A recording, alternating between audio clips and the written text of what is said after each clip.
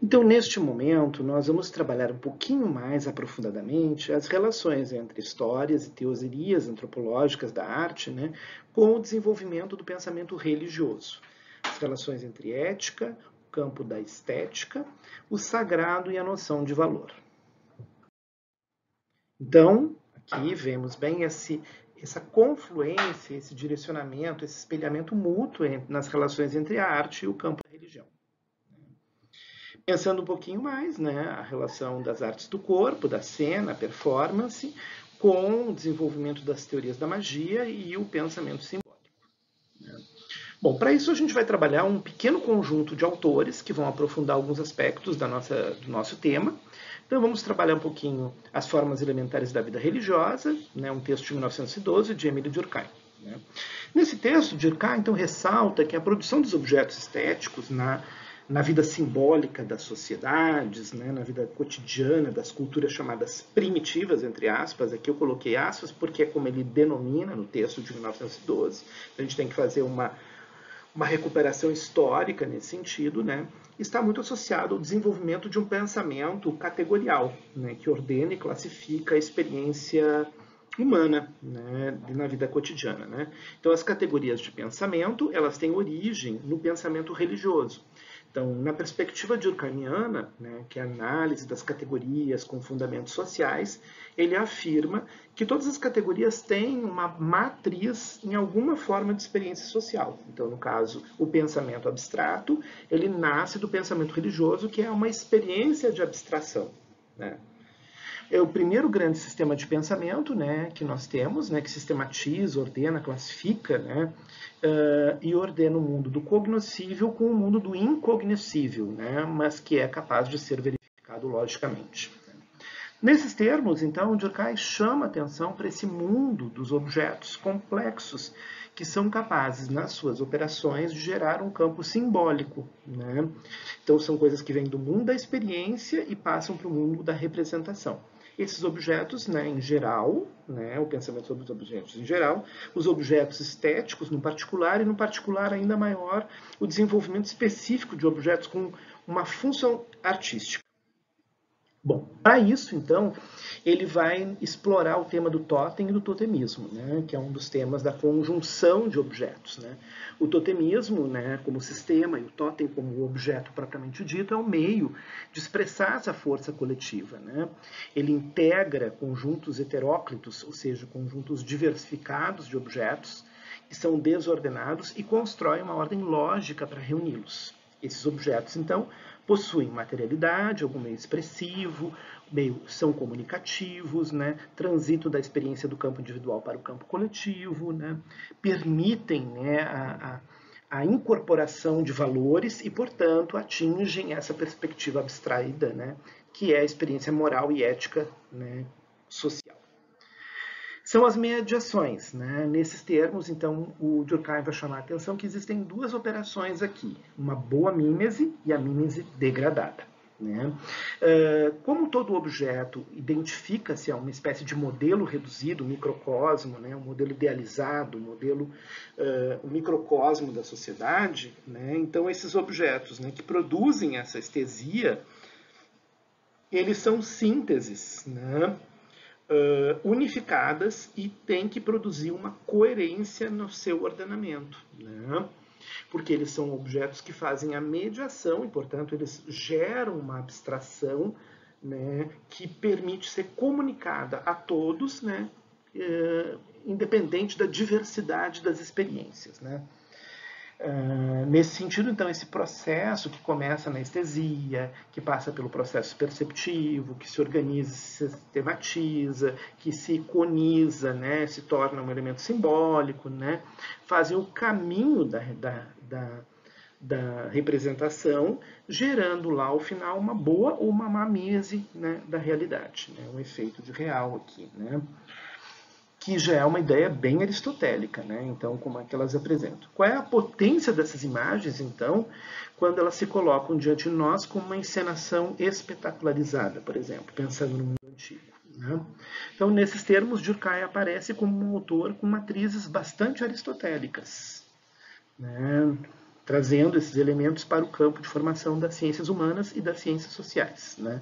Por quê? Porque a idealização não é a cópia fiel da realidade, da experiência, mas ela é um modelo reduzido, então ela faz eleições, né?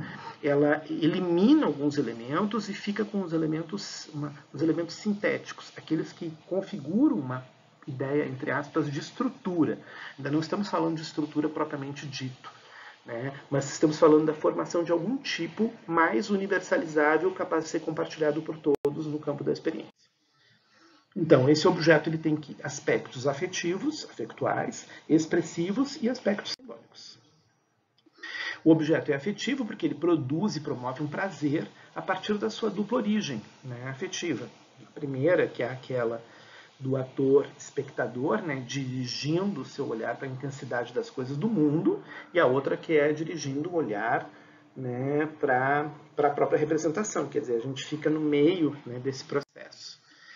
Ele também é um objeto simbólico, porque ele remete a uma abstração que é uma representação da própria coletividade ou da experiência coletiva, e ele é um objeto expressivo porque ele se integra a uma rede social, né? Então as pessoas se comprometem, as pessoas se identificam, né? As pessoas têm um engajamento, né? E ele revela uma linha de tradição social de produção do objeto. Né? Ele também se torna um objeto catártico, e aqui quem entra boa é a mamímese, né? Porque eles promovem um processo catártico, ou seja, eles dão um caminho, uma orientação, né, à experiência, né? E eles reordenam o plano desses afetos primeiros. Então, a arte, nesses termos, é um modo de operar a ordenação do caos do mundo dos afetos. Né? Pós-Durkheim, né, alguns autores fazem algumas análises mais críticas e apresentam, então, por exemplo, alguns aspectos, como dizendo assim, uma dinâmica mais complexa do que essa apresentada por Durkheim entre o campo imagético, o imaginário e o próprio social. Né? Também há uma mudança de pensamento e uma, entre aspas, evolução, uma transformação da teoria antropológica da religião, da teoria da religião, né? E uma crise desse modelo durkheimiano, que é um modelo essencialmente animista, né, superado por abordagens diferentes, né, mais ligadas ao campo da ciência. Né.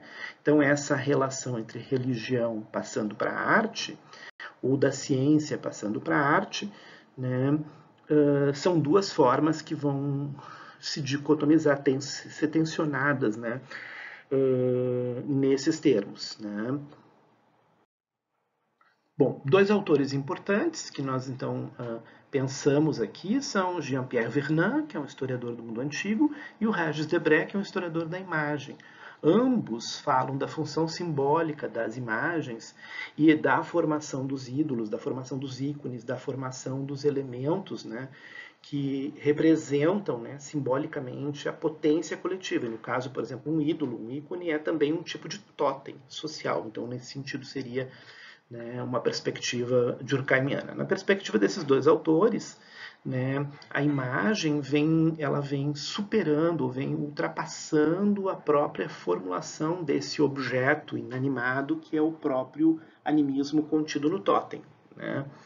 E cada vez mais os processos psíquicos humanos exigem menos a presença desse objeto totêmico, né, e aproximam mais a arte do que do objeto científico, né? Tornando a arte mais próxima da ciência e menos próxima da sua função simbólica, anímica ou totêmica. Né? Então, superando o sistema animista, que é o que a gente estava vendo um pouco na perspectiva. Então, dizendo que a tendência da sociedade é um processo de cientificização do mundo da arte. Né? Então, a tendência seria, segundo Vernant e Debray, ao afastamento ou desaparecimento do sistema total de caráter religioso, né, que seria um sistema cosmológico, explicativo do mundo, né, e, portanto, com isso, um esgarçamento da relação entre a arte e o seu papel simbólico. Nesse sentido, eles apresentam essa proposta aqui. O Horton também fala que nós deveríamos olhar para a religião como um campo expandido ou estendido para além das fronteiras sociais, né? Com isso, a expansão e a modificação da presença dos animais no mundo doméstico, por exemplo. Então, ele vem acompanhando, né, que o desenvolvimento do sistema simbólico ligado ao totemismo, né, que representa a integração do não humano no mundo humano, está associado também a um processo ecológico de integração e presença dos animais no campo da vida doméstica, ou seja, eles vão se tornando objeto de afeto, de estima, de amor humano, né? E isso posiciona uma certa crise, né, no sistema totêmico, né, já que os seres humanos então constroem uma relação ali com o alter deles não humano, né, o animal doméstico agora como objeto de amor e não só como objeto simbólico, né.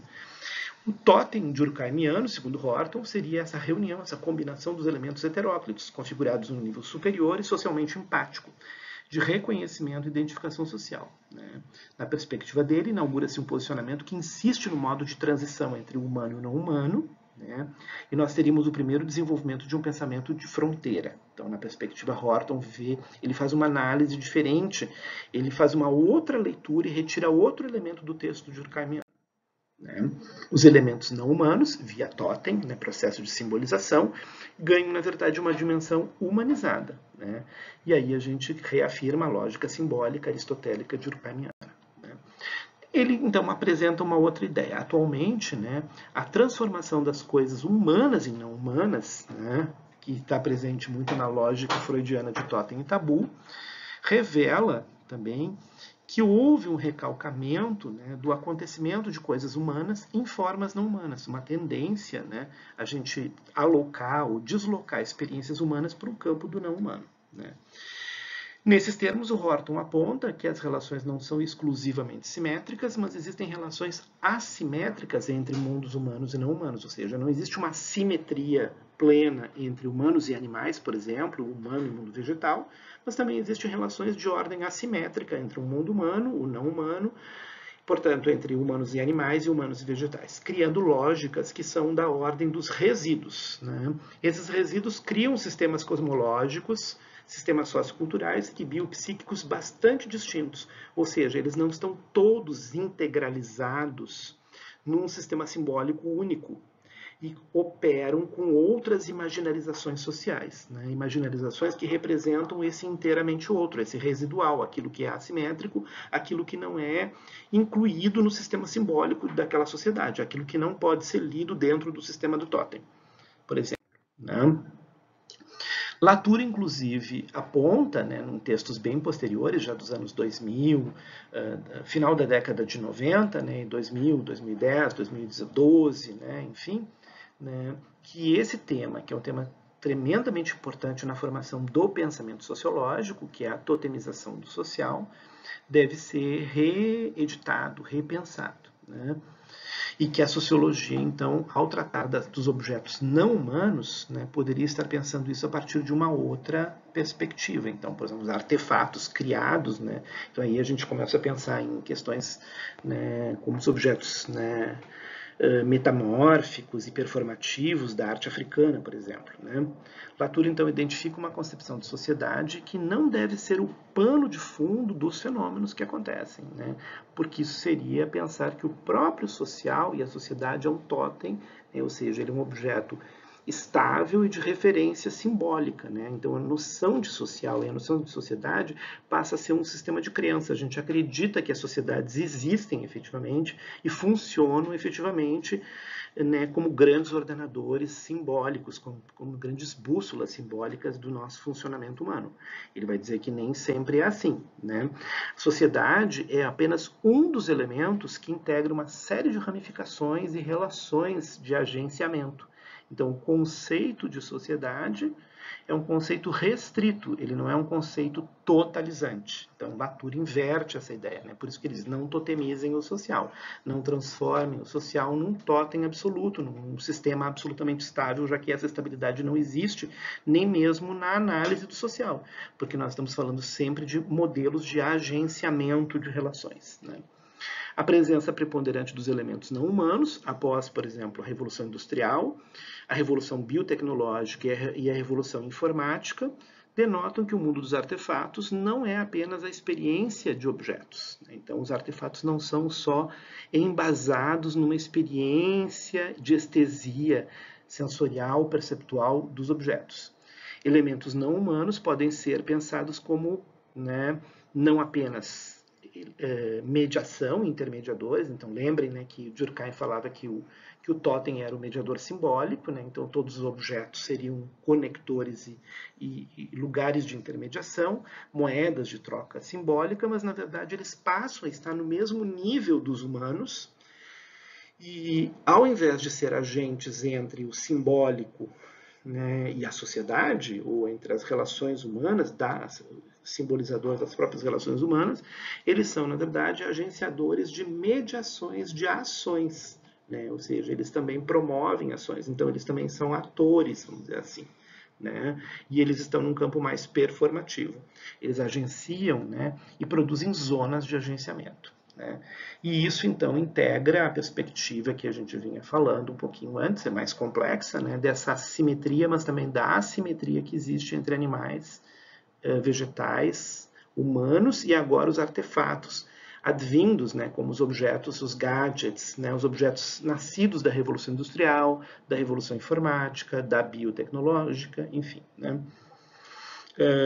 Latour ele aponta para dizer o seguinte, que se a gente prestar um pouco de atenção no mundo da arte, que envolve, né, experimentos com novas tecnologias, e a ficção científica, no caso da arte de massa, né, a gente percebe muito bem como é que eles produzem algumas dessas ficções de modelização de agenciamento.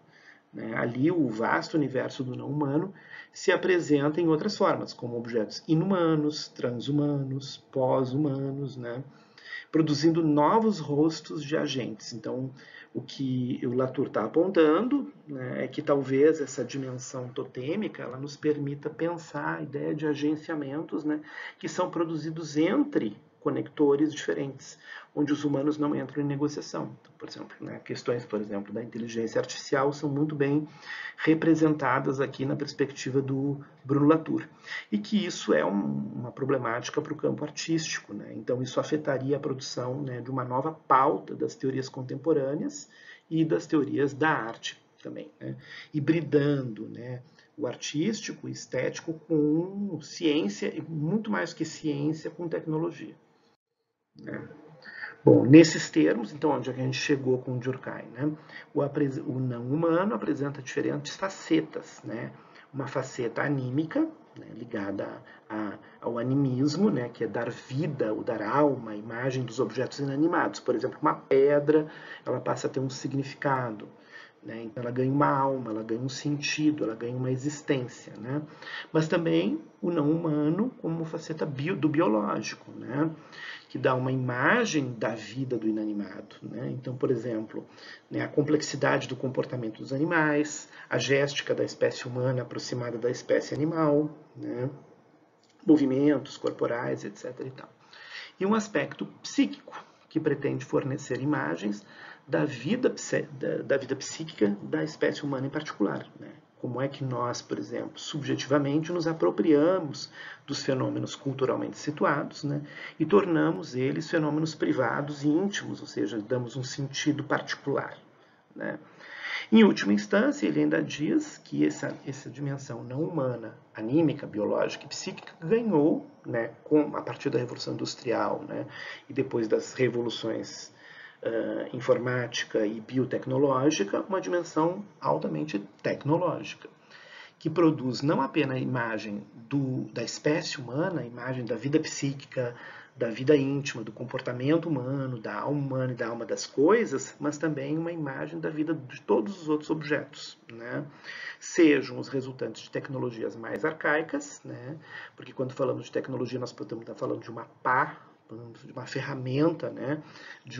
Do período paleolítico, né? Então uma tecnologia alta, importantíssima, mas arcaica, ou as ficções tecnológicas do universo tecnocientífico contemporâneo, né, que encontrariam uma vida também, né, uma dimensão objetual, mesmo que seja quase que imperceptível no sentido de um objeto, como, por exemplo, então, redes neurais de comunicação, né, de transferência de informação.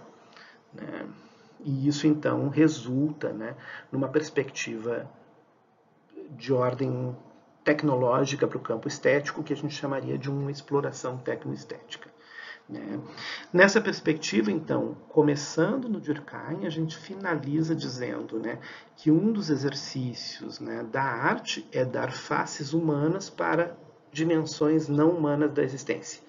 Então, se no passado a gente dava dimensões humanas para a experiência com os artefatos líticos, por exemplo, as pedras, etc. e tal, e ganhava uma dimensão de humanidade, depois a gente passou a dar isso, então, o mundo dos minerais, depois o mundo dos vegetais, depois o mundo dos animais propriamente ditos.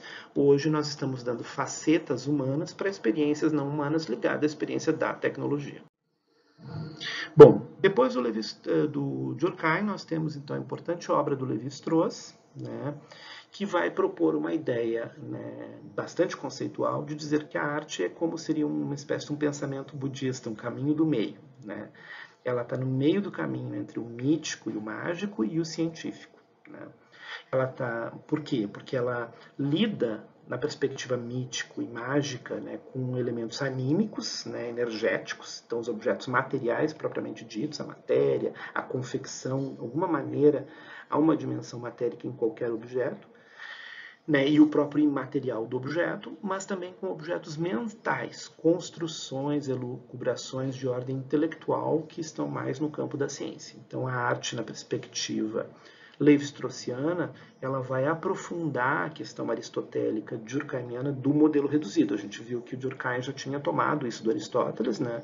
A ideia de modelo reduzido. Só que agora o autor propõe a ideia de aprofundar isso em termos de linguagem, compreender como ela reduz a elementos fundamentais, elementos estruturais, um universo semântico, ou seja, um universo de significados muito mais amplo. Né? Então, ela vai identificando quais são os elementos significacionais preponderantes nesse sentido. Né? E encontrando, portanto, um padrão matemático para o desenvolvimento das obras artísticas. Né? Essa operação de redução ela se dá em várias dimensões. Pode ser uma redução de escala, por exemplo, né? Uma relação de planos, de dimensões. Então, um edifício representado na forma de uma maquete ou numa pintura, ele tem uma redução para um plano, então ele vira bidimensional, ele está numa escala menor. Né? Mas também pode ser algo que afeta as propriedades de uma obra. Então, numa performance, a gente teria corpos, movimentos, cores, sensações, odores, né? Tato, né? Espacialidade, temporalidade, dinâmica. Né? Então, a obra faz escolhas. Né? Segundo Lévi-Strauss, toda obra de arte é uma redução do universo sensorial. A experiência sensorial e de percepção fenomênica é extremamente ampla. Né? Porque o mundo sensível é muito maior do que o mundo cognoscível, o mundo inteligível. Eu não consigo conhecer tudo o que eu sinto. Então, o universo das sensações tem que ser reduzido por uma operação intelectual. E essa operação intelectual a gente chama de processo artístico. Então, né, a gente fala das sensações, das percepções do mundo da experiência, né, a modelização artificial proposta com a eleição de alguns elementos, né, a chegar na intelecção, ou seja, como ele promove, então, uma concepção de ordem conceitual. Então, no final, eu consigo produzir um conceito da experiência. E a arte é esse mediador do conceito. Né? Então, eu teria uma dimensão que está associada à dimensão do lúdico, do brinquedo, da brincadeira, né, que seria aquela do sensorial perceptual. Uma segunda dimensão que está associada ao gozo mental, ao nosso gozo, como a produção da boa mímese, né, aristotélica, assim, uma ilusão, um efeito fantasioso, né, que cria, que gera identificação e que promove o processo catártico. E o último que seria um processo intelectivo cognitivo, ou seja, o que eu aprendi da obra. Né? O que eu aprendi do mundo a partir da experiência da obra. Né? Ou seja, como eu pude conceituar essa experiência. Né? E como eu posso levar isso como modelo reduzido, aplicável a outras experiências da vida que vão além dessa obra. Bom, isso tudo é um processo de construção de metáforas. Né? Há um exemplo interessante que ele apresenta, que é a construção de uma renda figurada, né? Que é uma renda reduzida, né? Baseada numa renda real, uma renda de uma gola, numa pintura, enfim. Tal, né? E ali ele faz uma análise, né? Do processo de de figuração, de figuratividade produzida e como ela precisa abstrair elementos e certos detalhes e eleger alguns elementos e detalhes que promovam o efeito efetivo da renda real, porque senão não teria sentido nenhum. Né? Então, esses sistemas se confrontam, né, e mais uma vez eles se espelham, né, o sistema mítico, religioso e o sistema científico, artístico, com o sistema da arte como mito também. Então, eles estão sempre se encontrando aqui. Né? Bom, aqui eu fiz um quadro para vocês entenderem um pouquinho mais como é que opera isso. Né? Então, o sistema mítico, né, ele nos leva a objetos contemplativos, né, e sistemas de relações abstratas. Né? No sistema mágico, eu tenho um mundo mágico religioso, eu tenho um mundo material e a produção de conhecimento simbólico. No sistema artístico, eu tenho objetos contemplativos, mas de ordem estética, promovendo também relações abstratas. E no sistema científico, eu tenho novamente um mundo material e não conhecimento simbólico, mas conhecimento científico. Então, aqui, esses quadros, o sistema mítico, né, e o sistema mágico religioso vão acabar nos conduzindo à produção de metáforas e o sistema científico à produção das metonímias, né, no sistema de linguagem. Né. Ao final das contas, né, a soma de objetos, mais fatos e mais operações levam a uma estrutura que está na base do sistema artístico. Né. Então, um objeto artístico possui características que vêm do sistema mágico religioso, que são dadas a esse objeto por meio do sistema simbólico, mas ao mesmo tempo tem uma sistemática que exige uma operacionalidade, uma funcionalidade, ou seja, uma técnica, uma tecnologia, que é conquistada porque o sistema artístico está no meio do caminho entre o mágico religioso e o científico. Né? E nesse sentido ela também é um objeto de conhecimento, um objeto cognoscível. Né? Ele não lida só com a simbolização da experiência e do incognoscível. Né? E cria um tipo particular de exploração, de investigação. É uma investigação comum ao próprio pensamento científico. Né? Bom, aí, como ele é um autor estruturalista, se pergunta, mas como entra o processo histórico, a contingência, né, os acidentes, né? Então, ele apresenta três perspectivas, né? O contingente ocasional, o contingente na execução e o contingente como incidente do projeto. Né? Então, o que seria o primeiro? O ocasional são os fatos externos, modelos sociais, modelos culturais, que são capturados no processo de formação do artista, por exemplo, né? Na maneira como essa obra se insere no mundo social, no mundo histórico, no mundo da cultura. Né? O contingente da execução do processo de apresentação da obra não é feito de fatos externos, mas é a vida da própria obra no seu desenvolvimento. Então, por exemplo, os acidentes, né, no caso de um bailarino, por exemplo, acidentes corporais, físicos, né, lesões, né, tudo faz parte da realidade biofísica, físico-química e matérica. Né?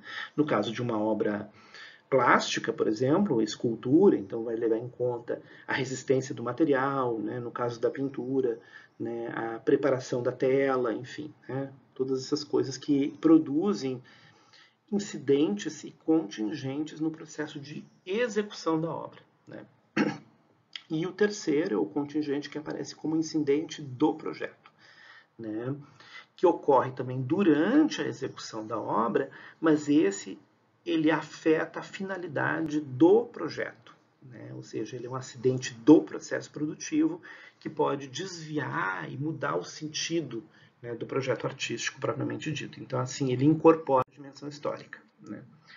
Então, ele vai chamar, então, que nós temos aqui uma soma de elementos. O mágico religioso, magia, o pensamento abstrato científico da ciência e a contingência, que é o acidente, a dimensão histórica, processual. Né? A estrutura é formada, né, por elementos mágicos, religiosos e científicos e somada a um elemento acidental, acontecimental. Então, eu tenho a estrutura e o acontecimento. Né? O acontecimento são as contingências, como vimos, mas também o mundo dos fatos, né? Dos acontecimentos históricos também. Né? Nesses termos, isso nos permite pensar bastante a questão das artes do corpo na premissa levi-straussiana. Né? porque nós temos aqui todos os elementos presentes, né? E com isso nós poderíamos construir um esquema teórico que servisse para pensar as artes do corpo e as artes da encenação propriamente dita, né? Incluindo os 3 itens, né? Um tripé: magia, ciência e contingência, né? Algumas perspectivas, bom, como a gente viu, é um pensamento metafórico, né? Mas há tendências que indicam também obras que se aproximam de um raciocínio metonímico, né? Então ele apresenta 3 propostas: a arte icônica, os ícones religiosos, né? Porque os ícones religiosos, eles não têm apenas a função de modelizar, ou seja, de modelos reduzidos de uma experiência da divindade, mas eles também têm uma função efetiva, né? Porque eles têm uma função significativa. Por exemplo, uma pessoa se prostra diante de um ícone religioso e faz uma oração. Então, ela acredita que aquela imagem tem uma força. Então, ela não é só uma imagem que ela abstrai uma relação. Então a imagem da Virgem Maria não é uma abstração. Né? Ela produz efeitos efetivos, icônicos, no indivíduo que entra em contato com ela. Né, performativos, inclusive. Né? A dimensão metonímica, né, que é quando a arte repete na mesma escala o corpo com as suas propriedades e realça esse segmento, né, de contiguidade, né, mais do que metáfora, que seria uma substituição. Então, é como um efeito repetitivo, performativo, enfim. Né? E também quando não consigo separar mais a dimensão material da própria mediação simbólica, ou seja, então eu não tenho a representação propriamente dita, mas eu tenho a presentificação ou apresentação na obra. Bom, essa ideia nos aponta para vários outros modelos. Um deles, por exemplo, é o modelo do José Gil, né? Pesquisador português, que no livro Metamorfoses do Corpo, né, publicado em Portugal em 1980, aponta para a concepção de significante vazio do corpo, que ele chama de significante flutuante, esse elemento que flutua, esse grau zero antes de qualquer inscrição, né, designando esse aspecto, essa dimensão, né, energética, né, e desordenada que está ali, essa potência do corpo, né, que é ao mesmo tempo um meio para promover as permutas e as trocas entre, né, códigos os mais diversos contidos no mundo à sua volta, ao seu redor, ou seja, trazer e traduzir para dentro do corpo, usando energia corporal, para produzir e interpretar essas codificações, né, que são sociais, culturais, simbólicas, enfim. Né? E permitindo, através dessas energias corporais, produzir novas codificações, ou seja, fazendo do corpo um lugar, um livro, um lugar de comunicação, né? De passagem de estados, de vários estados. Né? É uma perspectiva bem performativa essa, então, que o Gil aponta, né? Já não é tão estrutural, mas tem uma discussão com o tema do significante flutuante, que é um tema que vem dos estudos da linguagem, né? E que permite pensar o trânsito da corporeidade, né?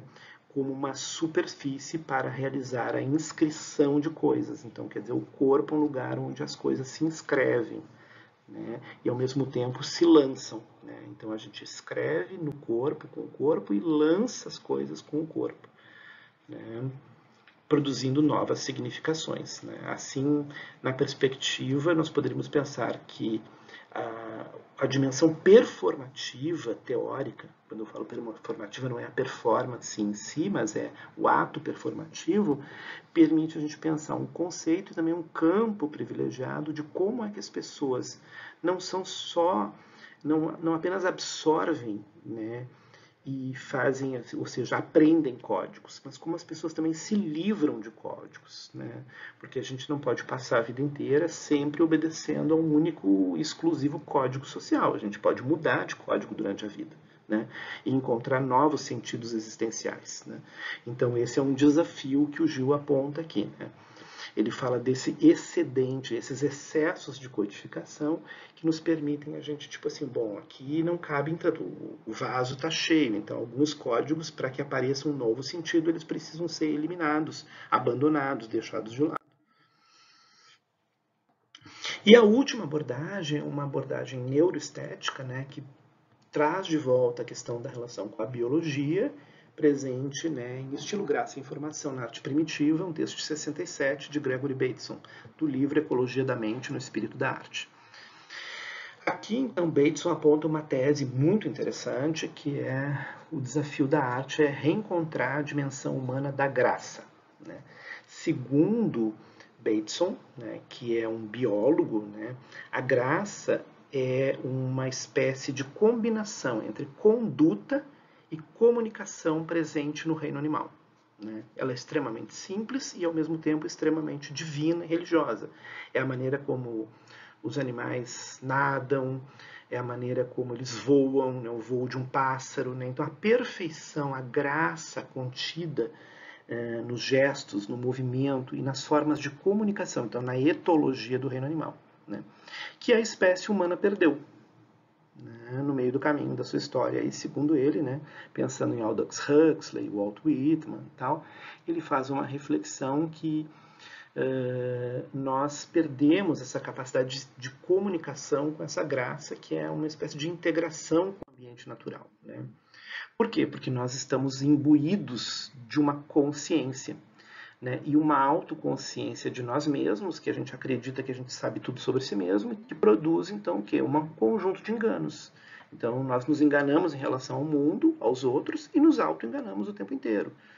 Né? Porque quanto mais acreditamos que temos uma visão sistêmica de nós mesmos, que compreendemos todo o nosso sistema, mais distantes estamos da dimensão divina de nós mesmos. Porque estamos cada vez mais presos à consciência e não a uma abertura à dimensão do inconsciente da existência. Né? E, portanto, afastados da divindade. Fomos corrompidos por essa capacidade de enganar os outros e de nos auto-enganar pelo princípio comunicativo, porque a comunicação produz em nós uma dimensão de enganos. Né? Então, na verdade, o engano e o auto-engano da humanidade se opõem a essa verdade e essa divindade que se traduzem na graça dos gestos, dos movimentos, da expressividade do mundo da natureza. Né? Então, na perspectiva do Gregory Bateson, a natureza é divina, a divindade está na natureza, né? E o mundo humano é um mundo do não divino. Né? Mas a espécie humana encontrou uma maneira de buscar novamente essa graciosidade, né? Tentar retomar essa experiência do mundo animal, vamos dizer assim, né? Que é a arte. Né? Então, a arte é um desejo de reencontrar com a graça, de se reencontrar com a natureza, que nos levaria, então, né, à busca da graça. Né? A busca da construção de padrões que nos levassem, né, por um esforço humano, né, ao sucesso no alcance da graça. Né? O que seria a graça, então, seria essa integração total, né, do corpo e da mente. Né? Quando o corpo e a mente estão integrados harmoniosamente e quando a dimensão inconsciente e a consciente estão integradas, quando o lado afetivo, emocional, o lado do coração está integrado à racionalidade. A gente não pode se viver, porque a racionalidade é o mundo do engano. Né? Então, nós temos que também aprender a escutar as razões emocionais. Né? E a graça é o caminho para essa integração psíquica. Né? Nessa perspectiva, ele faz uma análise transcultural e ele identifica que todas as culturas que ele pesquisou existem experiências de desejo de reconexão da dimensão física, corporal, com a dimensão mental, psíquica e cognitiva. Então, isso é uma experiência que está presente em várias culturas e ela é sempre experimentada de um modo estético, na promoção de uma estesia. Por isso, ele presta atenção na ideia da produção artística. Né? Então, a graça é um fenômeno transcultural, né, com o desejo de uma comunicação diferenciada que permite compartilhar a partir de uma experiência estética, né, de estesia, para além de significados, para além dos enquadres culturais, das matrizes de uma cultura, né, o relato da integração psíquica entre o corpo e a mente. Como então se seria, né, como é que a gente pode perceber essa integração psíquica na obra de arte? Né? Como é que a gente percebe que uma obra de arte tem informações do processo psíquico do artista e daquele que se esforçou para chegar a isso? Né?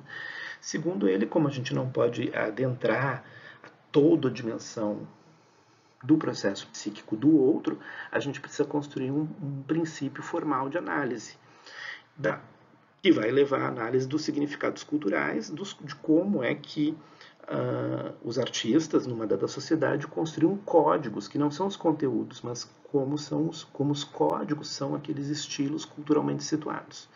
Né? E eles é que levam e conduzem, a partir da educação estética, da intronização do estilo, né? Da aceitação de um estilo cultural, né? E para a realização das obras dentro de uma cultura. Então, o código é o estilo. Né? A semântica, então, proposta pelo Bateson, é uma semântica de caráter estilístico. Significa, né, identificar que existem elementos presentes na eleição dos materiais, da composição, do ritmo, que a gente escolhe os elementos para produzir uma obra, sempre com o objetivo de atingir essa conexão e essa integração do soma, né, vamos dizer, integração somático, somato-psíquica, né. Em cada cultura existem maneiras de produzir, né, de estabilizar, de transformar os objetos, né, incorporando aí elementos invisíveis no campo do visível, seja numa madeira, seja numa pintura numa tela, seja nos gestos de um artista, seja na movimentação do corpo. Né. Então, o pesquisador, né, da antropologia da arte e, portanto, da antropologia da dança, é um pesquisador que tem que atentar ao código, né, para aprender, né, as regras de transformação de uma ideia em algo manifesto, em gesto, em movimento, em escultura, em pintura, enfim. Né. Aprender é um pesquisador que estuda a codificação implícita, que ordena, né, e que permite a realização de uma mensagem. Ou seja, promove um significado. Né? O significado, então, para o Gregory Bateson é a ideia de um padrão de comportamentos, de formas e respostas possíveis, que já estão lá na forma, né? Que estão ordenadas na forma. Né? E essa redundância é promovida por uma dimensão informacional, né? Porque ele trabalha com uma perspectiva cibernética aqui, né? Com jogos de linguagem, né? Que eles são tentativas e erros, né, de promover resultados comunicativos. Então, o artista vai testando até chegar ao resultado comunicativo adequado. Né? A obra de arte, então, seria esse sistema conceitual, né, que respeita um conjunto de regras e padrões externos e internos. Né? Os externos dizem respeito ao sistema cultural, né, sistema biopsíquico-social, né, característica da cultura, mas também há procedimentos de formalização, né, característica do objeto, que também integra o sistema cultural. E os internos, por sua vez, também, a internalização do sistema formal, do sistema cultural, num processo biopsíquico. Bom, isso é uma questão absolutamente lógica. Então, aqui a gente vê como também o autor não se perde muito em elucubrações. Ele desenvolve um raciocínio lógico, né? Então, ele nos diz que entre a afirmação de um X, um fenômeno qualquer, e a percepção desse fenômeno, existe um conjunto de conjecturas, uma barra, né? Uma coisa que, ou seja, a sensação, né? A percepção e a explicitação desse fenômeno, existem várias conjecturas que a gente vai testando. Né? São afirmações verbais que visam se aproximar o máximo possível da percepção e da própria experiência. Então, o fundamental é desenvolver um sistema de comunicação com uma retroalimentação, né? Já que a gente está falando de uma abordagem cibernética. É preciso que ele tenha uma espécie de... é um bate-volta, né? Entende? Entre a experiência e a afirmação verbal. Né?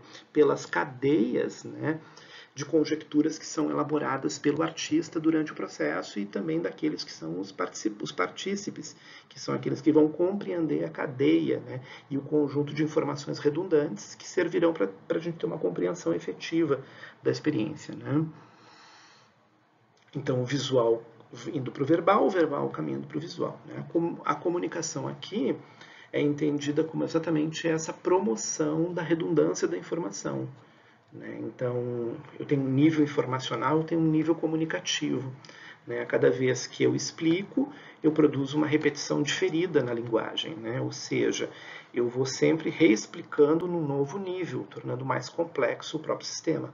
Né? Cada vez que eu vou contando a história, eu vou tornando ela mais complexa, eu vou abrindo cadeias de relações. É sempre a mesma história, né, mas ao mesmo tempo eu vou ampliando a experiência, então, né, nesse sentido. Então, eu produzo padrões comunicativos que são altamente redundantes. É como uma espiral, né, essa espiral que vai se abrindo e, ao mesmo tempo, ela repete o movimento anterior, né, e amplia esse movimento anterior. Então, ela é o mesmo sem ser o mesmo. Né? Bom, isso é um nível que ele chamaria, né, no pensamento, de epistemologia das permutações, ou seja, uma lógica do pensamento da episteme, do pensamento da ciência, por permutações. Né?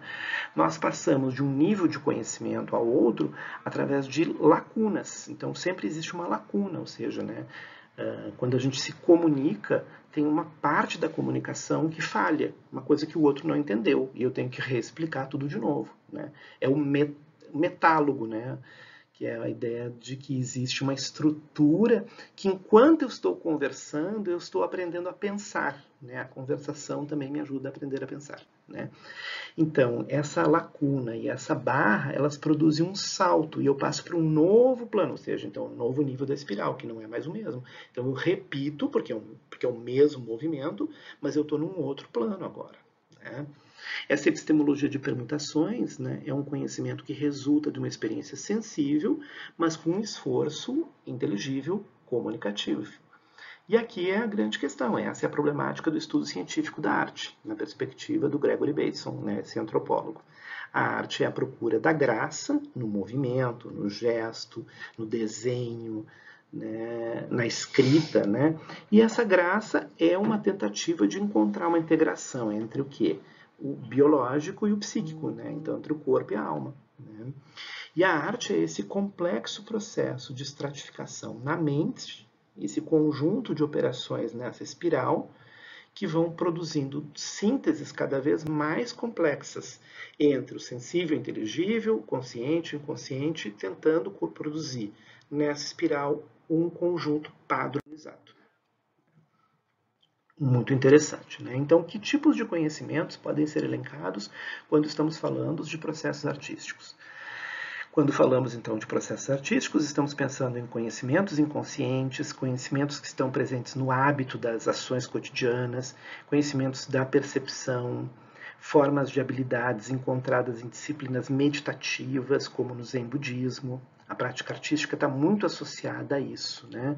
A construção de algo no interior de uma tradição, de um determinado estilo que é cultural, e como isso se integra esse elemento cultural coletivo na experiência individual.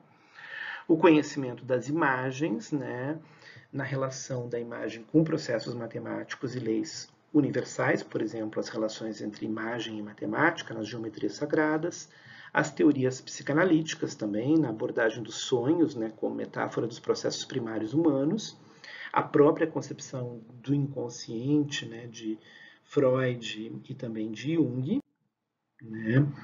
E as 4 classes da inconsciência, o conhecimento inconsciente, né, como lei geral de todo o conhecimento, né, sendo a consciência um estado particular da inconsciência, né, na epistemologia artística, como exercício comunicativo, né, de uma elaboração cada vez mais complexa das classes da inconsciência, né, uma tentativa de formalizar e criar padrões lógicos, né, sensíveis para dizer o inconsciente.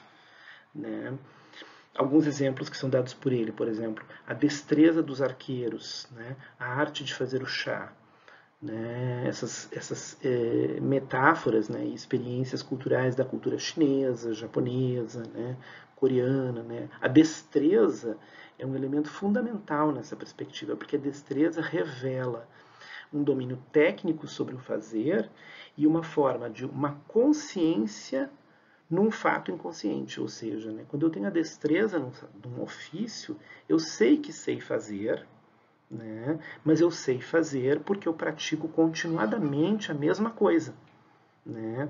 Então essa técnica está tão encarnada, tão incorporada e tão integrada biopsiquicamente que eu não consigo identificar onde é que está o saber sobre esse fazer. Né? Porque ela é uma lógica dos sentidos, é uma lógica do inconsciente. Então, quando eu, por exemplo, tenho uma atividade física, corporal, atlética, enfim e tal, né, eu percebo que a destreza é exatamente esse relato do inconsciente sobre o consciente. né? O que lembra também o conceito de processos primários, né, desenvolvido pelo Freud. Então, isso aqui vamos deixar um pouquinho mais para além, né? A gente não vai trabalhar tanto esse aspecto aqui, né, para não alongar tanto o nosso estudo. Alguns exemplos que a gente poderia encontrar disso em artistas brasileiros que trabalham com a performance, por exemplo, Lígia Clark é um deles, né, porque ela trabalha com objetos sensoriais, né, então que exigem, né, do público que é um participante entrar num estado de comunicação e afecção, né, e ao mesmo tempo de uma relação que é ritual e cerimonial, portanto uma relação cibernética, né, porque a relação ritual é uma relação de comunicação repetitiva, o entendimento no rito e na cerimônia de um padrão de comunicação que tem que se repetir, senão não é rito, senão não é cerimônia, então é uma outra coisa, né, é um ato livre, né, e ao mesmo tempo um jogo de comunicação com esses objetos. Interessante.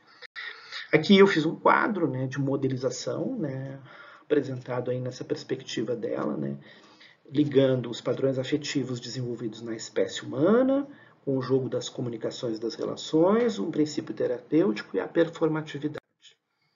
Né. Para finalizar, né, praticamente aqui, então, em Lévi-Strauss a gente vê um discurso de classificação do mundo. O sensível é submetido à linguagem, né, e o sensível ele está submetido ao efeito da técnica e da estética, da tecnoestética que a gente comentou lá, né, que vem do Durkheim e passa para Lévi-Strauss. No Bateson, a operação da arte, por ser essa busca da graça, né, por ser uma função e uma comunicação do inconsciente, ela é um exercício de buscar um equilíbrio do mundo. Então, não é um sistema de pensamento para classificar as experiências e o mundo e botar tudo em ordem. Então, segundo Lévi-Strauss, a arte serve para ordenar o mundo. Segundo Bateson, a arte serve para equilibrar o mundo. Né? A arte é um sensível que cria padrões, né, comunicativos, né, estruturas onde nós podemos encaixar a desordem das nossas emoções e sentimentos. Então, produzindo um equilíbrio. Então, a gente, a viver aquela experiência, esse sistema artístico nos permite realcançar a graça, ou pelo menos, no mínimo, suprir a ausência dela na nossa vida. Né? Como o desejo, então é o exemplo que ele dá lá, é o desejo de sabedoria que o arqueiro zen tem, que é todo o esforço dele de unir, de integrar no gesto, né, de lançar a flecha, né, tudo, o gesto, a força, a velocidade, e conectar o instrumento com o corpo, ou seja, ele não é uma prótese, ele é o corpo do arqueiro. Né? Então, quando as duas coisas estão absolutamente integradas. No final, então, a pergunta, né? Como figurar o não humano, designado pelo campo da teoria da religião, né, que a gente começou falando disso, então todos eles falaram de alguma maneira da religião, né, Durkheim no totem, Lévi-Strauss na questão do cognitivo, né, então do cognoscível, do ordenamento do mundo, do sistema mundo, Bateson nessa ideia de colocar as coisas em equilíbrio, né. Então pensamos, sociedades tradicionais, né, trazem o campo do não humano para o tema do animismo, mas as sociedades contemporâneas falam do não humano a partir de experiências que misturam vida biológica, vida psíquica e vida tecnológica. A experiência do não humano assume a sua preponderância culturalmente situada num ponto de vista da experiência subjetiva, que envolve o intercruzamento entre dimensões do corpo, materialidade da vida do corpo, intervenções sobre o corpo, transformações do corpo e degradação do corpo, e da vida psíquica, vida privada, vida íntima, relatos subjetivos, memória, figuras do eu, formas intersubjetivas de afeto, confiança, sinceridade, abertura, e na maneira como lidamos e vivemos a vida dos objetos do mundo, né? Os objetos de consumo, os objetos da memória, a alma dos objetos, né? E ainda mais hoje a relação com o campo da tecnologia, a cultura tecnocientífica e tecnoestética, os objetos técnicos e o mundo da comunicação eletrônica. A natureza se transformou num mundo cada vez mais explicado e passível de explicação, e o mundo natural foi se tornando cada vez mais distante da esfera simbólica. Então, o corpo, né, como esse lugar do inconsciente, esse grande outro em nós, né, é um lugar que ainda aponta para os não humanos. Né? Só que esses não humanos foram interiorizados, né? Eles foram se transformando em uma espécie de estruturas fantasmáticas. Então, os não humanos são fantasmas, né, de coisas que foram excluídas, né, como a própria ideia da natureza, né? Nesse caso, então, por exemplo, no romantismo a gente vê como esse não humano foi encarnado nas tribulações da vida do eu. Então, por isso, tanta preocupação dos artistas em desenvolver obras biográficas, autobiográficas, autoetnográficas, contando as tribulações de como lidar, né, com uma esfera subjetiva autonomizada, cada vez mais distanciada do seu alter não humano. E quando se depara com esse não humano, ele vê ele como uma fantasmagoria, como um fantasma. Né?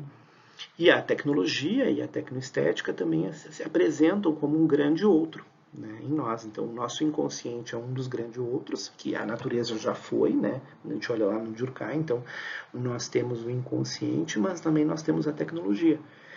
Por quê? Porque a tecnologia, ela ao mesmo tempo é um atrator estranho, mas ela também é a inquietante estranheza freudiana, né? Pensando em autômatos, robôs, inteligência artificial, né? Que reproduzem relações que aparentemente poderiam ser somente feitas por humanos, né? Criando uma nova ordem para o pensamento estético. Então, um desafio para a estética a questão da tecnologia. Então, aqui eu fiz um quadrinho, né, do não humano, né, situado, humanamente situado no corpo humano, na nossa vida psíquica. Então, o não humano como alteridade do inconsciente, o não humano como tecnologia, situado nos objetos do mundo do consumo, nas tecnologias de comunicação e também na questão da graça,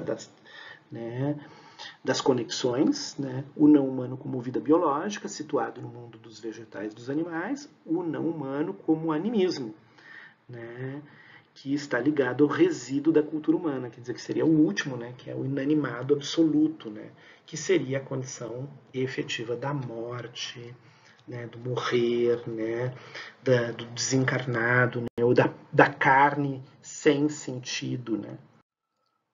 Bom, aqui algumas das referências que eu usei para produzir esse material. Do Gregory Bateson especialmente, né? Textos também de Emile Durkheim, José Gil, Freud, alguns outros, Levi-Strauss, e é isso.